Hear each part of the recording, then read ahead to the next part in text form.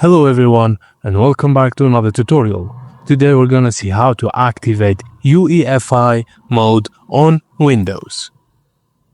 Firstly, click search on your taskbar, then type system information.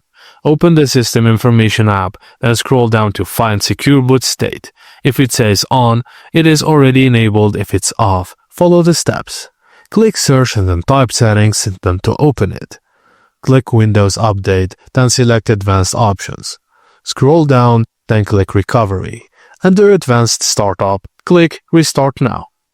After restarting, on the Choose an Option screen, click Troubleshoot, then click Advanced Options and select UEFI Firmware Settings. Click Restart to enter the BIOS menu.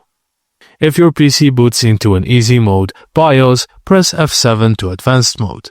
Navigate to the Boot tab, locate CSM, and set Launch CSM to Disabled. Just a warning, disabling CSM might require reinstalling Windows, so back up important files first.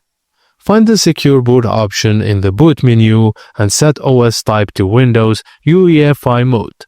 Set Secure Boot mode to Standard, and if necessary, go to Key Management and select Install Default Secure Boot keys. Press F10 to save and exit, and your PC will restart. Now your secure boot is enabled. Thank you for watching, and please don't forget to like and subscribe for more.